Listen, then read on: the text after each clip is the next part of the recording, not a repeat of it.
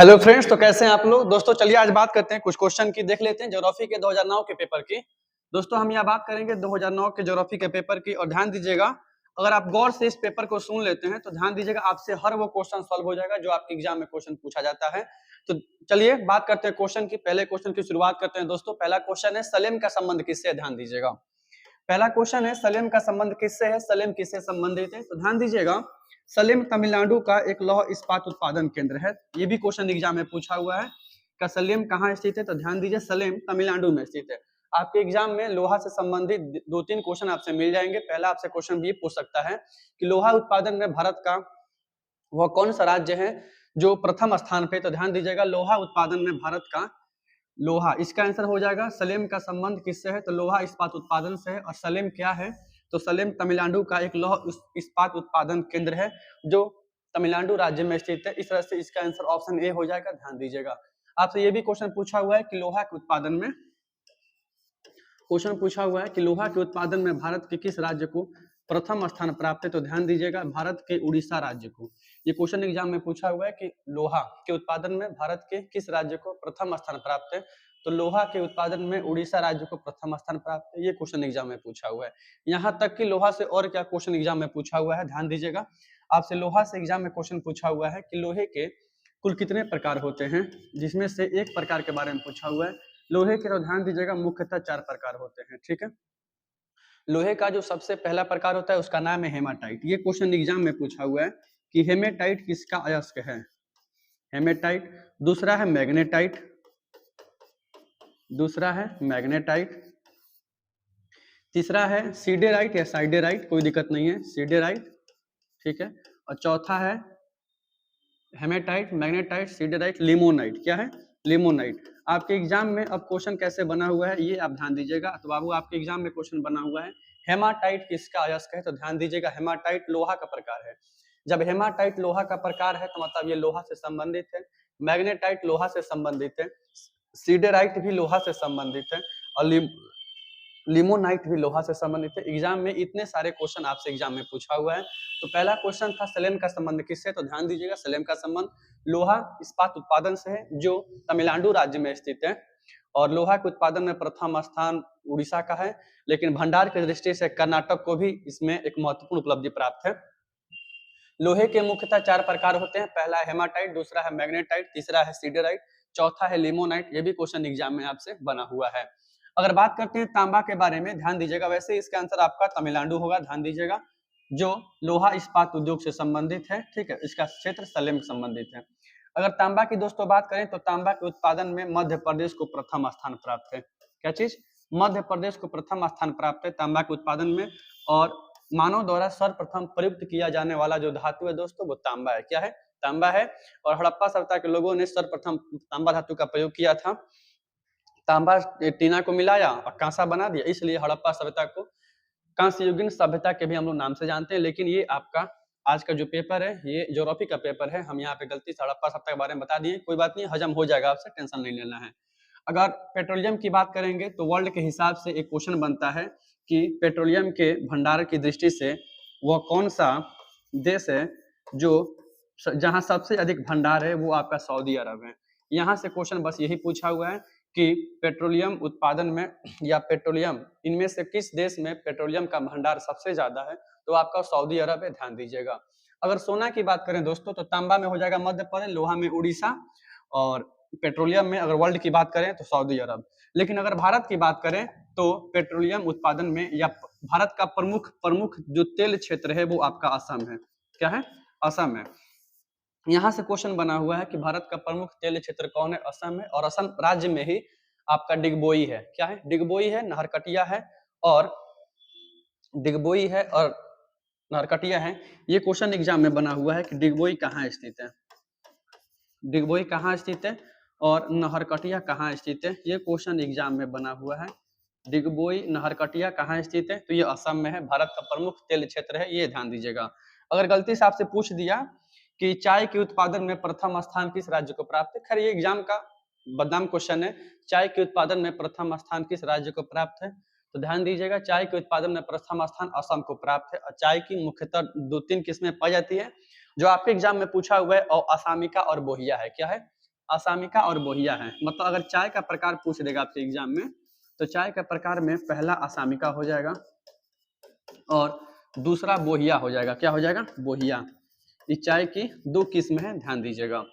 अगर सोना की बात करें तो ध्यान दीजिएगा, सोना उत्पादन में भारत के जिस राज्य को प्रथम स्थान प्राप्त है, आप तो केजीएफ मूवी देखे ही होंगे। केजीएफ का पूरा नाम होता है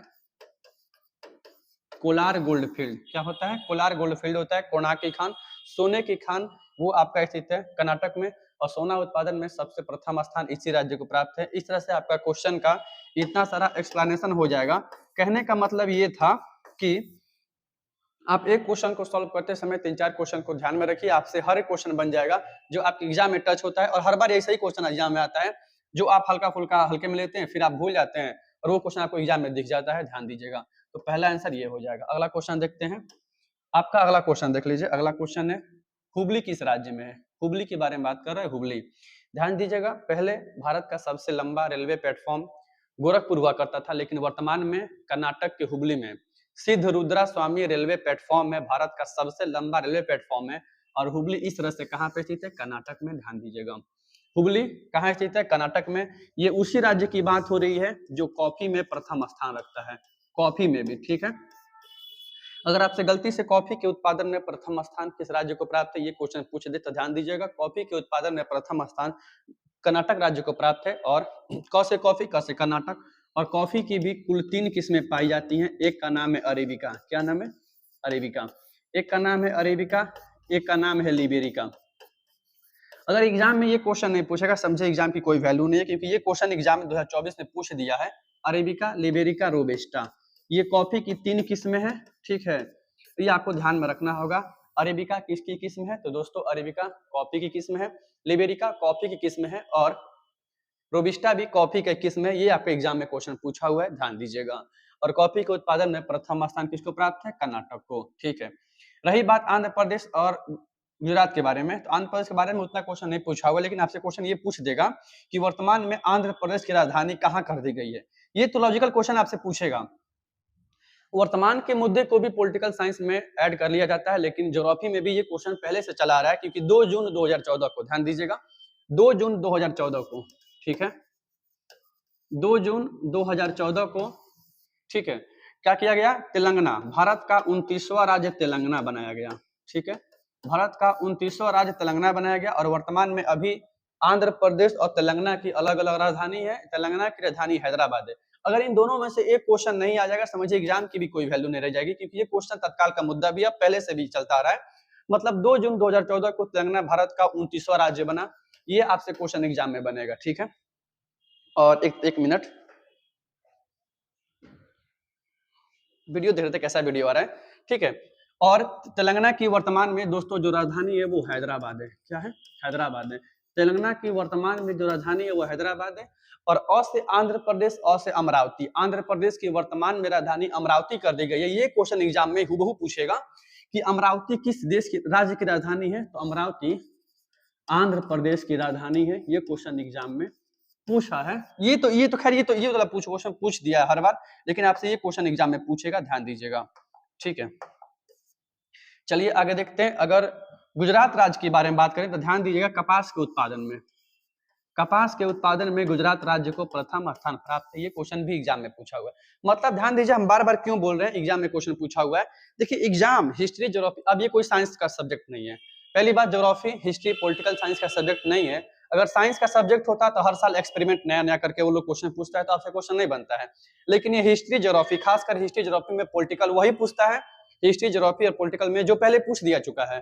ठीक है, जैसे कपास के उत्पादन में प्रथम स्थान गुजरात को प्राप्त है। कपास को सफेद सोना के भी नाम से जानते हैं, ये भी क्वेश्चन एग्जाम में पूछा हुआ है। ठीक है, और रही बात, अभी कुछ देर पहले हम लोग पढ़े थे कि पेट्रोलियम के बारे में, तो यहाँ पे क्वेश्चन बनेगा तरल सोना के। तरल सोना किसको बोलते हैं? तो वो बोलते हैं पेट्रोलियम को। क्या बोलते हैं? पेट्रोलियम को बोलते हैं। ये आप क्वेश्चन ध्यान में रखिएगा। ठीक है, तो एक बार फिर हम आपको क्वेश्चन दोहरा दे रहे हैं। कॉफी के उत्पादन में कर्नाटक को प्रथम स्थान प्राप्त है। अरेबिका, रोबिस्टा, लिबेरिका कॉफी की किस्म है, और कॉफी में कर्नाटक। लेकिन हुबली कहाँ स्थित है? वो भी है कर्नाटक में। आंध्र प्रदेश की राजधानी दोस्तों अमरावती है। 2 जून 2014 को भारत का 29वां राज्य बना तेलंगाना। तेलंगाना की वर्तमान में दोस्तों राजधानी हैदराबाद है। ये भी क्वेश्चन आप गांठ बांध के रख लीजिएगा। ठीक है। और रही बात अगर गलती से आपसे क्वेश्चन पूछ दिया, पूछेगा क्वेश्चन जरूर पूछेगा, हल्के में नहीं लेना है। अगर मान लीजिए आपसे क्वेश्चन पूछ दिया कि झारखंड राज्य अलग कब हुआ, ठीक है, ध्यान दीजिएगा 15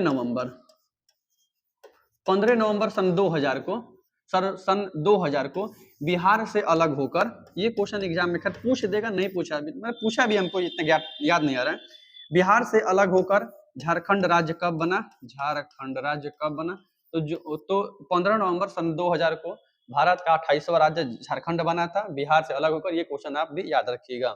चलिए आगे बात करते हैं, तो एक बार देख लेते हैं। कपास के उत्पादन में गुजरात है, अरेबिका, रोबिस्टा, लिबेरिका कॉफी की किस्म है, कॉफी में आगे कर्नाटक है और हुगली है कर्नाटक में। अगर आपसे गलती से थोड़े पूछेगा वो, गलती से बार बार रट रहे हैं हम, कोई बात नहीं है। अगर हुगली पूछ दिया, हुगली, तो हुगली नदी है, क्या है दोस्तों, हुगली नदी है, और पश्चिम बंगाल की राजधानी कोलकाता हुगली नदी के किनारे स्थित है। ये क्वेश्चन एग्जाम में बना हुआ है, ध्यान दीजिएगा। चलिए देखते हैं अगला क्वेश्चन की ओर। अगला क्वेश्चन है आपका, अगर आपको दोस्तों वीडियो समझ में आ रही हो तो आप वीडियो को लाइक कीजिए, सब्सक्राइब कीजिए चैनल को, और वीडियो को दोस्तों में शेयर कीजिए, गरीब का भला हो जाएगा, हमसे बड़ा गरीब कौन हो सकता है, ठीक है। आइए देखते हैं क्वेश्चन, अगला क्वेश्चन, उदयपुर किस राज्य में, ठीक है। अगर उदयपुर के बारे में बात कर रही है तो ध्यान दीजिएगा उदयपुर के बारे में, उदयपुर राजस्थान राज्य में स्थित है। कहाँ स्थित है, उदयपुर राजस्थान राज्य में स्थित है। लेकिन अगर आपसे क्वेश्चन ये पूछ देगा उदयपुर वन्य जीव अभ्यारण्य, क्या पूछ दिया, उदयपुर वन्य जीव अभ्यारण्य, ये कहाँ स्थित है, तो ध्यान दीजिएगा उदयपुर वन्य जीव अभ्यारण्य बिहार के पश्चिमी चंपारण में है, बिहार के पश्चिमी चंपारण में है, ध्यान दीजिएगा। उदयपुर वन्य जीव अभ्यारण्य बिहार के पश्चिमी चंपारण जिला में है, लेकिन उदयपुर जो शहर है वो कहाँ स्थित है, राजस्थान में। यहाँ से क्वेश्चन ये आपके एग्जाम में बना हुआ है। अब रही बात यहाँ से के बारे में बात लेते हैं, तो हरियाणा के बारे में क्वेश्चन क्या पूछेगा। ऐसा एक बार क्वेश्चन देख लीजिए, उदयपुर कहाँ स्थित है, तो वो स्थित है आपका राजस्थान में, और उदयपुर वन्य जीव अभ्यारण्य वो आपका पश्चिमी चंपारण जिला में है, ध्यान दीजिएगा। चलिए अगले क्वेश्चन की बात करते हैं, सिंगरेनी। ध्यान दीजिएगा सिंगरेनी का संबंध किससे है, तो ध्यान दीजिएगा सिंगरेनी लोहा से, कोयला से संबंधित है, ठीक है। सिंगरेनी कोयला से संबंधित है, सिंगरेनी कोयला से संबंधित है। ये क्वेश्चन एक बार आप लोग ध्यान दीजिएगा, सिंगरेनी कोयला से संबंधित है, ठीक है। और कोयला के भी कोयले के भी टोटल 4 प्रकार होते हैं, ये क्वेश्चन आप ध्यान दीजिएगा। और कोयला के उत्पादन में जो प्रथम स्थान है वो आपको छत्तीसगढ़ को प्राप्त है। ये तो एग्जाम में क्वेश्चन बना हुआ है, कोयले के उत्पादन में भारत के किस राज्य को प्रथम स्थान प्राप्त है, तो ध्यान दीजिएगा कोयले के उत्पादन में भारत के छत्तीसगढ़ को प्रथम स्थान प्राप्त है। और कोयले के मुख्यतः 4 प्रकार होते हैं। कोयले का सबसे दोस्तों जो उत्तम प्रकार होता है वो आपका एंथ्रासाइट है, क्या है, एंथ्रासाइट है। अब भारत में सबसे अधिक विस्तार जिस कोयले का है दोस्तों वो आपका बिटुमिनस है, कौन है, बिटुमिनस है, ये आप ध्यान दीजिएगा। एंथ्रासाइट, बिटुमिनस, लिग्नाइट, लिग्नाइट से भी आपसे क्वेश्चन एग्जाम में भर भर के पूछा हुआ है। सबसे लास्ट में सबसे घटिया किस्म का कोयला पीट है। मतलब अगर सिंगरेनी के बारे में क्वेश्चन पूछेगा तो सिंगरेनी का संबंध कोयला उत्पादन क्षेत्र से है। और कोयले के मुख्यतः 4 प्रकार होते हैं, एंथ्रासाइट, बिटुमिनस, लिग्नाइट, पीट। कोयले के उत्पादन में प्रथम स्थान छत्तीसगढ़ को प्राप्त है। और कोयले के मुख्यतः 4 प्रकार होते हैं। सबसे उत्तम किस्म का कोयला है वो आपका एंथ्रासाइट है।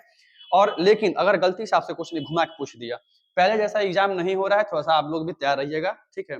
अगर आपसे गलती से क्वेश्चन ये पूछ दिया, घुमा दिया कि भारत में अधिकतर किस प्रकार के कोयले का विस्तार है, 90% भाग पे भारत के किस प्रकार के कोयले का विस्तार है, तो बिटुमिनस, क्या होगा, बिटुमिनस। और भूरा कलुआ, कलुआ नहीं, भूरा कोयला के नाम से किसको जानते हैं, तो वो आपका लिग्नाइट होगा, क्या होगा, लिग्नाइट होगा। भूरा कोयला के नाम से लिग्नाइट को जानते हैं, ठीक है, ध्यान दीजिएगा। चलिए आगे देखते हैं। आगे लोहा के बारे में बता दिया गया है, उड़ीसा राज्य को प्रथम स्थान प्राप्त है। आगे देखते हैं, आपका अगला क्वेश्चन है नोएडा। नोएडा कहाँ स्थित है, ध्यान दीजिएगा। नोएडा उत्तर प्रदेश का एक सबसे बड़ा शहर है नोएडा, जो पूरे विश्व को टक्कर देता है, इतना आप गांठ बांध लीजिएगा। नोएडा उत्तर प्रदेश में स्थित है। अगर उत्तर प्रदेश की बात करें दोस्तों तो गेहूं और गन्ना के उत्पादन में, ठीक है, गेहूं और गन्ना के उत्पादन में प्रथम स्थान किस राज्य को प्राप्त है, तो दोस्तों गेहूं और गन्ना के उत्पादन में प्रथम स्थान उत्तर प्रदेश को प्राप्त है। ये क्वेश्चन एग्जाम में भर भर के पूछा है। आप यूट्यूब के जो जितने भी वीडियो है उसमें से इस सब क्वेश्चन को आप सॉल्व कर सकते हैं, आपसे क्वेश्चन सॉल्व होगा, ठीक है, टेंशन मत लीजिए। रटाया नहीं जा रहा है, एक्सप्लेनेशन करके हर क्वेश्चन को बताया जा रहा है, ठीक है। गेहूं और गन्ना के उत्पादन में प्रथम स्थान उत्तर प्रदेश को प्राप्त है, ध्यान दीजिएगा। उत्तर प्रदेश की जनसंख्या सबसे ज्यादा है, ये भी क्वेश्चन पूछा हुआ है कि किस राज्य की जनसंख्या टॉप पे है, तो उत्तर प्रदेश की जनसंख्या सबसे ज्यादा है। और किस राज्य की जनसंख्या इनमें से सबसे कम है, तो सिक्किम की। सिक्किम की। ये भी क्वेश्चन पूछा है उत्तर प्रदेश से, मतलब जिस राज्य के बारे में आपसे एग्जाम में क्वेश्चन पूछता है, अगर वो राज्य हमको यहाँ दिख गया, समझिए उसकी की पूरी फेफड़ा और कलेजी निकाल के हम आपको सामने रख देंगे। बस खाना नहीं है, बस क्वेश्चन सॉल्व करना है, ठीक है। जनसंख्या, जनसंख्या के हिसाब से भारत का प्रथम स्थान जिस राज्य का है वो आपका उत्तर प्रदेश है, और सबसे कम जनसंख्या जिस राज्य का है दोस्तों वो आपका सिक्किम है। कौन राज्य? सिक्किम में, ध्यान दीजिएगा। रही बात जनसंख्या के बारे में तो एक बार देख लेते हैं, नहीं आगे देखते हैं, अभी क्वेश्चन ज्यादा है, ठीक है। तो एक्सप्लेनेशन का भी हम 10 क्वेश्चन लाएंगे और लगभग उसका 5 गुना एक्सप्लेनेशन करके आपको पूरे चैप्टर का कवर करने का प्रयास करेंगे, ध्यान दीजिएगा, ठीक है। आगे देखते हैं, आपका अगला क्वेश्चन क्या कर रहा है, भारत में सर्वाधिक सोना, अब बता दीजिए सर्वाधिक सोना, कमेंट करके दे दीजिए आंसर। सर्वाधिक सोना कहाँ पाया जाता है? देख लीजिए, अभी जस्ट बताए हम कि सोना के उत्पादन में केजीएफ, कोलार, गोल्डफील्ड, कर्नाटक को प्रथम स्थान प्राप्त है, वो आपका होगा कर्नाटक। क्या होगा? कर्नाटक, ठीक है। लेकिन अगर बात करें हम झारखंड राज्य के बारे में तो ध्यान दीजिएगा, झारखंड में खनिजों की दृष्टि से भारत का सबसे, खनिजों की दृष्टि से भारत में किस राज्य को, ध्यान दीजिएगा, खनिजों की दृष्टि से भारत में प्रथम स्थान किस राज्य को प्राप्त है खनिजों की भंडार की दृष्टि से? तो आपका झारखंड है, ठीक है। ध्यान दीजिएगा, झारखंड में कई प्रकार के खनिज पाए जाते हैं, कोयला हुआ, लोहा हुआ, थोरियम हुआ, यूरेनियम हुआ, लगभग, ठीक है, सभी खनिज पाए जाते हैं। और यहाँ का जो छोटा नागपुर का पठार है वो खनिजों के लिए फेमस है। भारत का पीटर्सबर्ग, अगर आपसे क्वेश्चन गलती से पूछ दिया, गलती से बार-बार इसलिए बोलते हैं ना, ये क्वेश्चन घुमा के पूछ रहा है आपके एग्जाम में, आपसे अगर क्वेश्चन पूछ दिया कि छोटा नागपुर का पठार कहाँ स्थित है, तो वो स्थित है झारखंड में। कहाँ स्थित है? छोटा नागपुर का पठार झारखंड में स्थित है। और छोटा नागपुर को भारत का पीटर्सबर्ग कहा जाता है, ये भी क्वेश्चन ध्यान दीजिएगा, पीटर्सबर्ग कहा जाता है। छोटा नागपुर को भारत का पीटर्सबर्ग कहा जाता है, ध्यान दीजिएगा। अगर बात करें बोकारो की, झरिया की, गिरिडीह, रामगढ़, कर्णपुरा, ध्यान दीजिएगा। अगर बोकारो की बात करें, ठीक है, बोकारो, बोकारो, झरिया, गिरिडीह, बोकारो, झरिया, गिरिडीह, रामगढ़, ये सब ऐसे क्षेत्र हैं जो खनिजों के लिए फेमस हैं। ये सब झारखंड में, कहाँ पे? झारखंड में। ये भी क्वेश्चन एग्जाम में पूछा हुआ है, ठीक है। अगर एक बार क्वेश्चन पूछा हुआ था 2014 की 15 का समय है, एक बार क्वेश्चन पूछा हुआ था, नोआ मुंडी, नोआ मुंडी किस राज्य में स्थित है? ठीक है, ध्यान दीजिएगा, नोआ मुंडी झारखंड में है। कहाँ पे? झारखंड में स्थित है, नोआ मुंडी झारखंड में है। अगर बात करें अभ्रक, अभ्रक को जिसको हम माइका बोलते हैं, ठीक है, ध्यान दीजिएगा, अभ्रक को सामान्यतः, अब ये आप देखिए, अब आप वीडियो देख रहे हैं, आपको तेजी से पढ़ाया जा रहा है, समझ में नहीं आ रहा है कि हमको क्या है, कैसे समझ में नहीं आ रहा है, मतलब आप अभी तक तैयारी नहीं किए हुए हैं, मतलब इतना क्वेश्चन सॉल्व करने के बावजूद भी आपको समझ में नहीं आ रहा हम क्या बता रहे हैं। बोकारो क्या है, झरिया क्या है, गिरिडीह क्या है, रामगढ़ क्या है, ये सब एक क्षेत्र है जो खनिजों के लिए फेमस है। झारखंड में एग्जाम में क्वेश्चन पूछा है, बोकारो कहाँ है, झरिया कहाँ है, गिरिडीह कहाँ है, रामगढ़ कहाँ है, कर्णपुरा कहाँ है, तो एग्जाम में सब कुछ आपसे बन जाएगा, ठीक है। अगर बात करें अभ्रक के बारे में, आप रंग देखते हैं, अबीर देखते हैं, गुलाल देखते हैं, उनकी जो चमक होती है वो अभ्रक के कारण होती है, उसमें अभ्रक मिलाते हैं हम लोग। अभ्रक का एक और नाम है माइका, क्या नाम है? Mica, mica. और झारखंड का एक क्षेत्र है उसका नाम है कोडरमा, कोडरमा, कोडरमा। ये क्वेश्चन एग्जाम में बदनाम था, ठीक है, 2-3 बार लगातार पूछा है क्वेश्चन एग्जाम में आपसे, 12th एग्जाम में। कोडरमा किसके लिए प्रसिद्ध है? तो कोडरमा अभ्रक के लिए प्रसिद्ध है। कोडरमा झारखंड में, कहाँ पे स्थित है? झारखंड में स्थित है। इस तरह से ये भी क्वेश्चन आपका सॉल्व हो जाता है, ध्यान दीजिएगा। अगर केरल की बात करें तो मानव विकास सूचकांक में HDI, ह्यूमन डेवलपमेंट इंडेक्स, मानव विकास सूचकांक में लिटरेसी रेट, साक्षरता दर में, और सबसे अधिक लिंगानुपात वाला जो राज्य है वो आपका केरल है। कौन राज्य है? केरल है। मतलब सबसे अधिक पढ़े लिखे लोग, सबसे अच्छा लिंगानुपात और सबसे अच्छा मानव विकास सूचकांक को प्राप्त करने वाला जो आपका राज्य है वो आपका केरल है। कौन राज्य है? केरल है, ध्यान दीजिएगा, ठीक है। अगला क्वेश्चन देखते हैं। अगला क्वेश्चन है, किस प्रदूषण द्वारा सर्वाधिक बीमारियां होती हैं? तो जल प्रदूषण, कौन प्रदूषण? जल प्रदूषण, ध्यान दीजिएगा, ठीक है। अगर बात करें अम्ल वर्षा की, यहाँ पे हम अम्ल वर्षा की बात कर रहे हैं। अब आप लोग सोच रहे होंगे पढ़ा कुछ रहे हैं, समझा कुछ और रहे हैं, कोई बात नहीं है, सब इसी से संबंधित है, प्रदूषण से संबंधित है अम्ल वर्षा। अम्ल वर्षा कारक क्या है? तो SO2 और NO2, ठीक है, ध्यान दीजिएगा, नाइट्रस ऑक्साइड और सल्फर डाइऑक्साइड। आप हिंदी को टच कीजिएगा, सल्फर डाइऑक्साइड और नाइट्रस डाइऑक्साइड, नाइट्रोजन डाइऑक्साइड, ये दो ऐसे रीजन हैं जो अम्ल वर्षा के कारक हैं। और अम्ल वर्षा वायु प्रदूषण से होता है, ये भी क्वेश्चन एग्जाम में पूछा हुआ है। बाकी इसका आंसर होगा जल प्रदूषण, ध्यान दीजिएगा। एक बार क्वेश्चन पूछा हुआ था आपके एग्जाम में, ध्वनि को किस में मापते हैं, तो ध्वनि को डेसिबल में मापते हैं। कहाँ मापते हैं, डेसिबल में मापते हैं, ये क्वेश्चन ध्यान दीजिएगा, एग्जाम में क्वेश्चन पूछा हुआ है, ठीक है। चलिए आगे देखते हैं अगला क्वेश्चन। आपका अगला क्वेश्चन है नागपुर योजना किस परिवहन से संबंधित है, तो ध्यान दीजिएगा, मेरे ख्याल से प्रधानमंत्री इंदिरा गांधी नहीं ठीक, छोड़ दीजिए, नहीं पता हमको। नागपुर योजना का संबंध सड़क परिवहन से है, और मेरे ख्याल से नागपुर योजना 1943 में लाया गया था। इसका मुख्य उद्देश्य था सड़कों का बचाव, सड़कों का रखरखाव, सड़कों की मरम्मत, चौड़ीकरण करना इसका मुख्य उद्देश्य था, और इसका संबंध सड़क परिवहन से, ध्यान दीजिएगा। अगर आपसे बात कर दें कि सबसे सस्ता परिवहन कौन है, तो सबसे सस्ता परिवहन आपका जल परिवहन है, सबसे सस्ता परिवहन जल परिवहन है, ठीक है। अब यहाँ पे बात उठता है कि सर्वाधिक सड़कों का घनत्व किस राज्य में पाया जाता है, आपका वो राज्य है केरल। कौन का राज्य है, केरल। एग्जाम में क्वेश्चन पूछा हुआ है इनमें से किस राज्य में सर्वाधिक सड़कों का घनत्व है, केरल है। अगर केरल नहीं देगा तो आप मार दीजिएगा महाराष्ट्र, आपका आंसर सही हो जाएगा, ध्यान दीजिएगा। वायु परिवहन की बात करें तो भारत में वायु परिवहन की शुरुआत 1911 में हुई, ये क्वेश्चन एग्जाम में बदनाम है। भारत में वायु परिवहन की शुरुआत 1911 में हुई, ये क्वेश्चन एग्जाम में बदनाम है, ठीक है। ये क्वेश्चन एग्जाम में पूछा हुआ है, भारत में वायु परिवहन की शुरुआत कब हुई थी, ठीक है, ध्यान दीजिएगा। चलिए आगे देखते हैं, अगले क्वेश्चन को ध्यान देते हैं। जननांकीय संक्रमण सिद्धांत किसने दिया था, ठीक है। ध्यान दीजिएगा, किसी देश की जनसंख्या में उस देश की जनसंख्या की सामाजिक और आर्थिक दशा को देखते हुए, समाज में सामाजिक और आर्थिक दशा को देखते हुए न्यूस्टीन ने, ठीक है, न्यूस्टीन ने एक सिद्धांत दिया और बोला कि उसे जननांकीय संक्रमण सिद्धांत कहा जाता है, और कहा कि अगर कोई भी ग्रामीण जनसंख्या साक्षर होकर, पढ़ लिख कर, रहन सहन में परिवर्तन करके अगर उन्हें परिवर्तन हो जाए तो क्या वो नगर की ओर प्रस्थान करेगी कि नहीं करेगी। आप खुद सोच के देखिए, अगर किसी गांव की जनसंख्या में साक्षरता दर वृद्धि हो जाए, पढ़े लिखे लोग ज्यादा मिलने लगे, काम और रोजगार का अवसर उनको प्रदान होने लगे, मतलब उनको काम मिलना शुरू हो जाए, ठीक है, क्या वो शहर की ओर प्रस्थान करेंगे नहीं करेंगे, बिल्कुल करेंगे। इसी को बोला गया जननांकीय संक्रमण सिद्धांत, ध्यान दीजिएगा, ठीक है। आगे देखते हैं अगला क्वेश्चन। आपका अगला क्वेश्चन, निम्न में से कौन एक खाद्य फसल है। अब ये क्वेश्चन पूछने वाला नहीं है, गेहूं और चावल खाद्य फसल है, पहली बात। गेहूं और आपका दोस्तों गेहूं और चावल खाद्य फसल है, और आपको पहले बता दिया गया है गेहूं के उत्पादन में प्रथम स्थान उत्तर प्रदेश को प्राप्त है, और गन्ना के उत्पादन में भी आपको प्रथम स्थान उत्तर प्रदेश को प्राप्त है।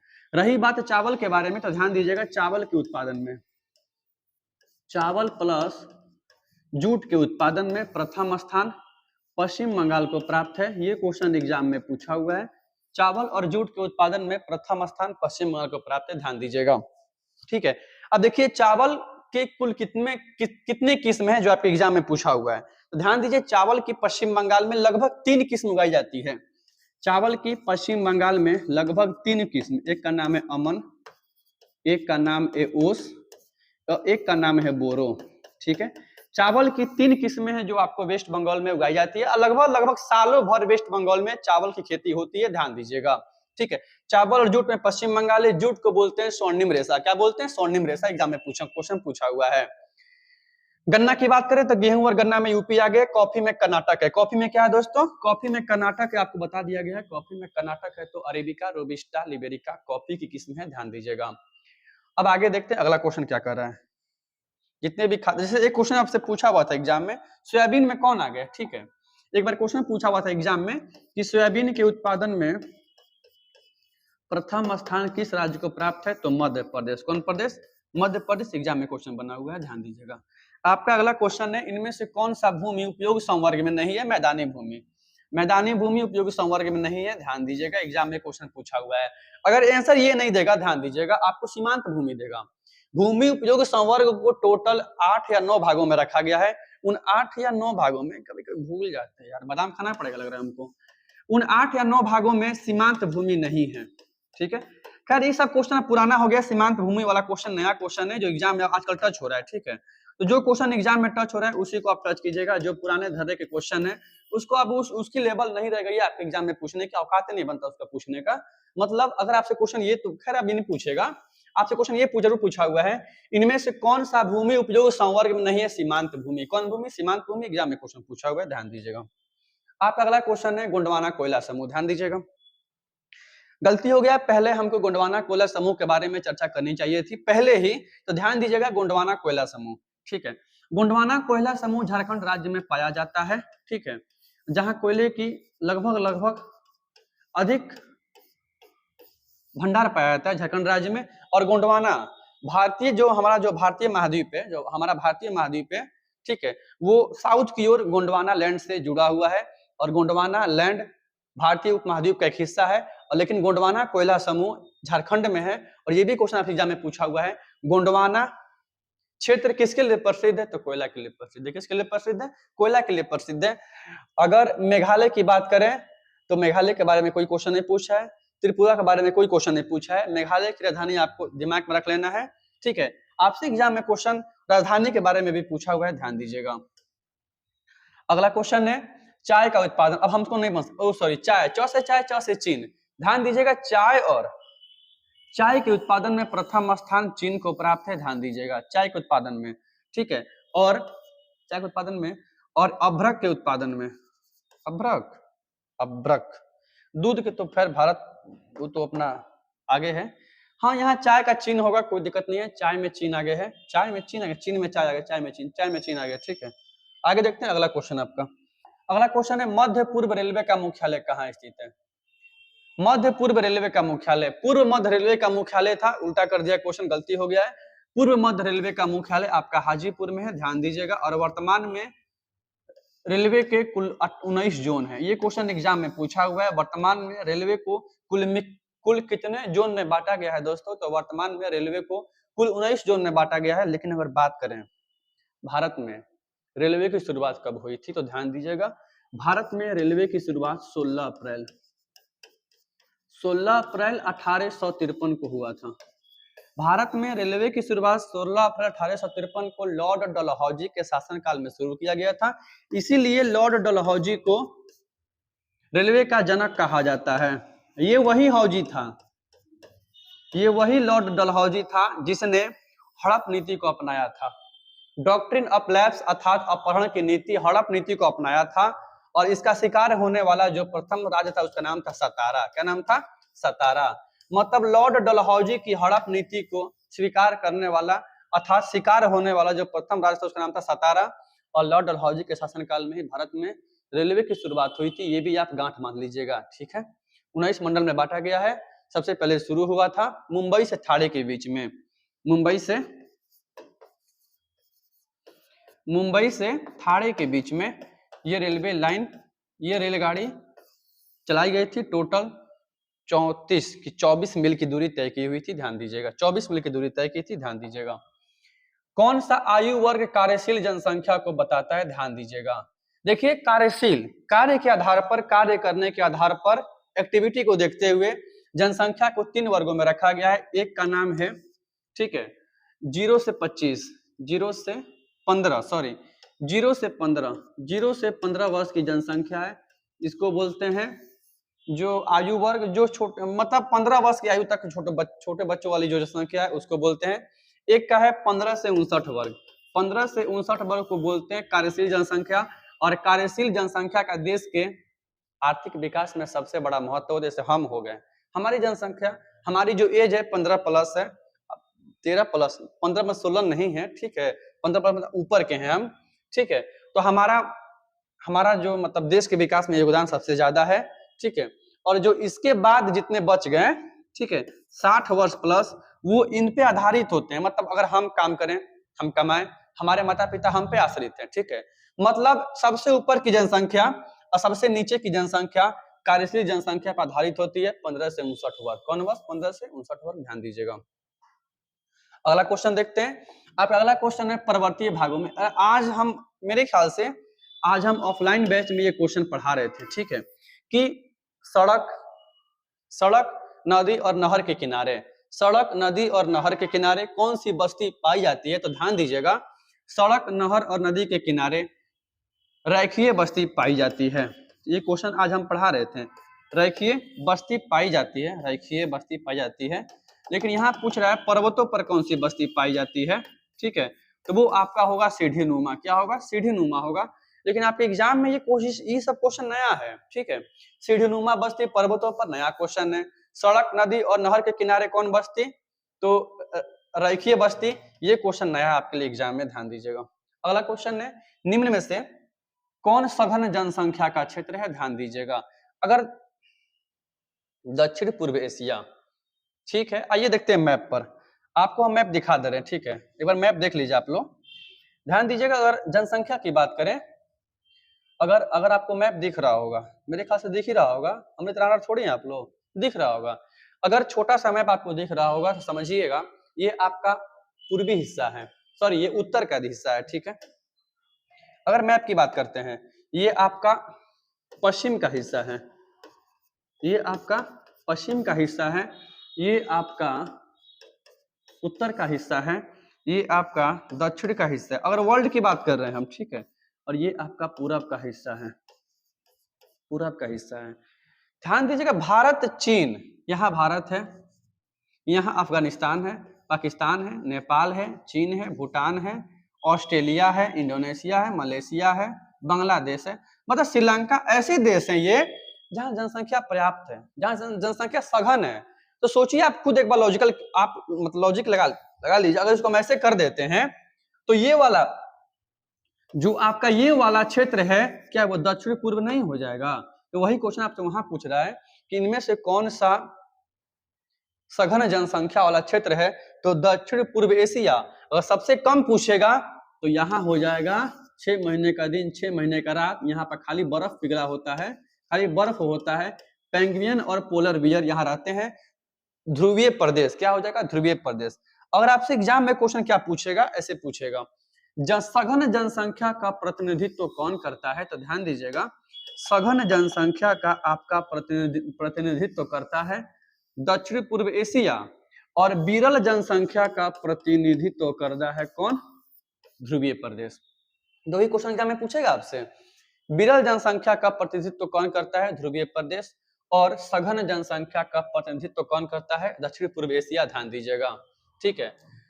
और एक और क्वेश्चन पूछा हुआ था 2024 के एग्जाम में कि भूमध्य सागरीय कृषि, भूमध्य सागरीय कृषि क्या होती है? तो ऐसी कृषि जो भूमध्य सागरीय वाले प्रदेशों में की जाती है, जहाँ की मुख्य कृषि की जो उत्पाद है वो खट्टे फसल है। क्या है? खट्टे फसल है, उसको बोलते हैं भूमध्य सागरीय कृषि। ये आपके एग्जाम में क्वेश्चन बन चुका है। खट्टे और रसदार फलों की कृषि कहाँ की जाती है? तो भूमध्य रेखीय प्रदेश में, भूमध्य सागरीय प्रदेश में की जाती है। रेखीय गलती कर दिया, भूमध्य सागरीय प्रदेश में की जाती है, ठीक है। ये क्वेश्चन एग्जाम में बन चुका है, आपका ध्यान दीजिएगा।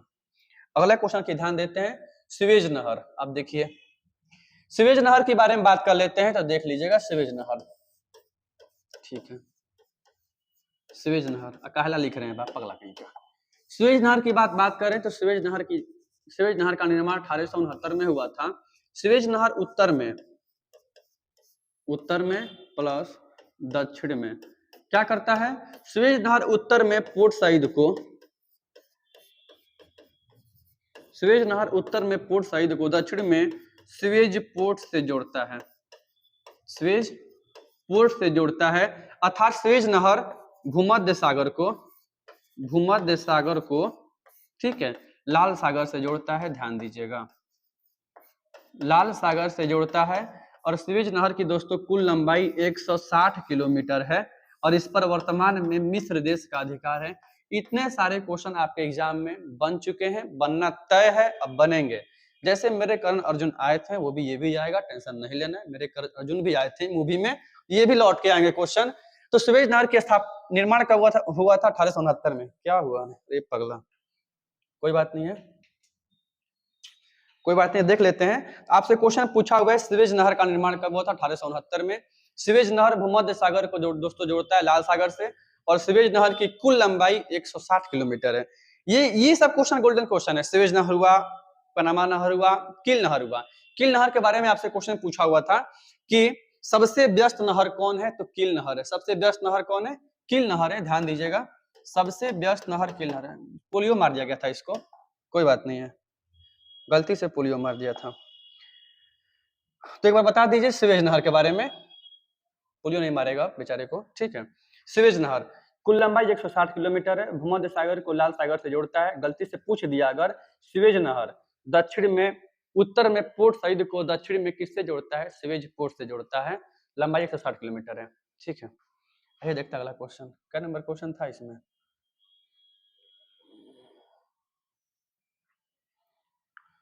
आइए स्वेज नहर के बारे में, ये ना क्वेश्चन था जी।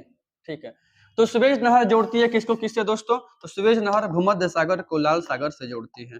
स्वेज नहर भूमध्य सागर को लाल सागर से जोड़ती है, ध्यान दीजिएगा। स्वेज नहर भूमध्य सागर को लाल सागर से जोड़ती है, ये आप क्वेश्चन ध्यान दीजिएगा। ठीक है, अगर बात करते हैं दोस्तों पनामा नहर के बारे में, ठीक है, पनामा नहर के बारे में बात करते हैं तो ध्यान दीजिएगा, पनामा नहर का निर्माण 1914 में हुआ था।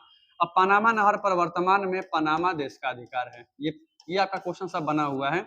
और पनामा नहर की कुल लंबाई 72 किलोमीटर है। 2023 या 22 का क्वेश्चन था, एग्जाम में पूछ दिया गया है। और पनामा नहर पनामा को कोलोन से जोड़ता है। किसको जोड़ता है?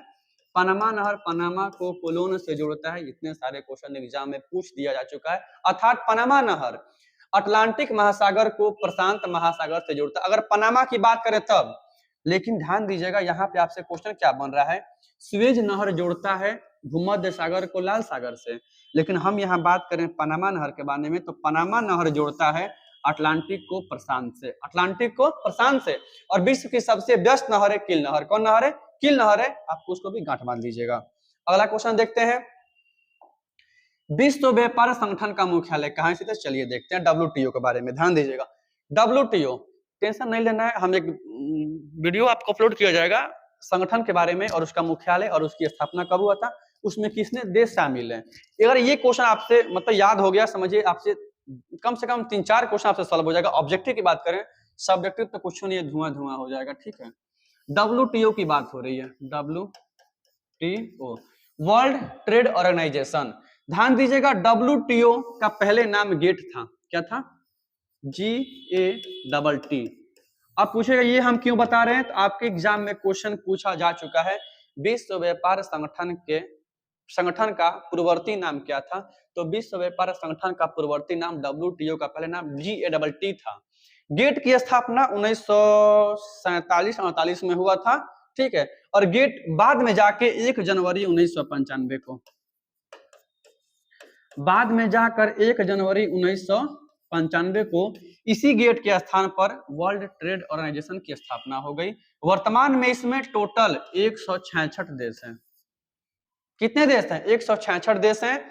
और इसका मुख्यालय जेनेवा में है, स्विट्जरलैंड के जेनेवा में है। ध्यान दीजिएगा, स्विट्जरलैंड का जेनेवा में है। और आपसे 2 नंबर में क्वेश्चन पूछा हुआ है, विश्व व्यापार संगठन का क्या कार्य है? कुछ नहीं कार्य नहीं है। क्या कार्य है? व्यापार के बारे में ना, तो व्यापार संबंधी मुद्दे को सुलझाना है, टैक्स और सीमा शुल्क को कम करना है, देशों के बीच व्यापार को बढ़ावा देना है, आदि आदि। मतलब व्यापार से संबंधित जो भी अड़चने आ रही है उसको सॉल्व करना है। इसका मेन पर्पस यही है। और अभी वर्तमान में भारत का सबसे अधिक व्यापारिक भागीदार जो है अपना अमेरिका है। कौन है? अमेरिका है। वहां के अभी वर्तमान में नए राष्ट्रपति बने हैं पेट्रोल पंप नहीं, डोनाल्ड ट्रंप। कौन बने? Donald Trump. पेट्रोल पंप नहीं बोले, डोनाल्ड ट्रंप बोले हैं। वर्तमान में अमेरिका के राष्ट्रपति डोनाल्ड ट्रंप है, ध्यान दीजिएगा। ठीक है, आगे देखते हैं अगला क्वेश्चन। इतने सारे क्वेश्चन आपको याद होना चाहिए। विश्व व्यापार संगठन का पहले नाम गेट था। गेट के स्थान पर अभी वर्तमान में WTO है। इसका मुख्यालय जिनेवा में। स्थापना कब हुई? 1 जनवरी 1995 को हुई। इसमें टोटल 166 देश है। अगर बात करते हैं न्यूयॉर्क के बारे में, ध्यान दीजिएगा, न्यूयॉर्क के बारे में बात करते हैं तो संयुक्त राष्ट्र संघ का मुख्यालय UNO, यूनाइटेड नेशन ऑर्गेनाइजेशन, ध्यान दीजिएगा, UNO की स्थापना 24 अक्टूबर 1945 को हुई। आपसे ये भी क्वेश्चन एग्जाम में पूछा हुआ है, यूनाइटेड नेशन ऑर्गेनाइजेशन UNO की स्थापना कब हुई थी? तो ध्यान दीजिएगा, संयुक्त राष्ट्र संघ की स्थापना, संयुक्त राष्ट्र संघ की स्थापना 24 अक्टूबर 1945 को हुई। इसलिए प्रतिवर्ष 24 अक्टूबर को संयुक्त राष्ट्र संघ दिवस मनाते हैं। ठीक है, और इसका मुख्यालय न्यूयॉर्क में। कहाँ स्थित है? न्यूयॉर्क में स्थित है। बाकी इसके बारे में लंबा टॉपिक कभी छेड़ दिया जाएगा। ठीक है, अब ये क्वेश्चन और बचा तो देख लेते हैं, क्योंकि यहाँ जगह है लेकिन हमको भी थोड़ा सा कहीं जाना है पढ़ने उड़ने। आगे देखते हैं, क्षेत्रफल के दृष्टिकोण से भारत का कौन सा राज्य सबसे बड़ा है? आपसे जनसंख्या नहीं पूछ रहा है। अब आपको हम दूसरा कि तीसरा क्वेश्चन में बता दिए थे कि जनसंख्या के हिसाब से भारत का प्रथम स्थान, राज्य का प्रथम स्थान उत्तर प्रदेश है, सबसे कम सिक्किम है। क्षेत्रफल के हिसाब से भारत का सबसे बड़ा राज्य राजस्थान। कौन राज्य? राजस्थान। कौन राज्य? राजस्थान। और चीनी में प्रथम स्थान महाराष्ट्र को प्राप्त है। ये क्वेश्चन एग्जाम में पूछा जा चुका है। तांबा में कौन आगे है? मध्य प्रदेश आगे है। ठीक है, सोयाबीन में मध्य प्रदेश आगे है। ये भी आप गांठ बांध लीजिएगा। अब ऐसा नहीं है कि आप जो पूछा वो याद करेंगे, जहां से क्वेश्चन याद कर लीजिएगा। ठीक है, ऐसे क्वेश्चन था आपका। अगर दोस्तों आपको वीडियो अच्छा लगा हो तो वीडियो को शेयर कीजिएगा।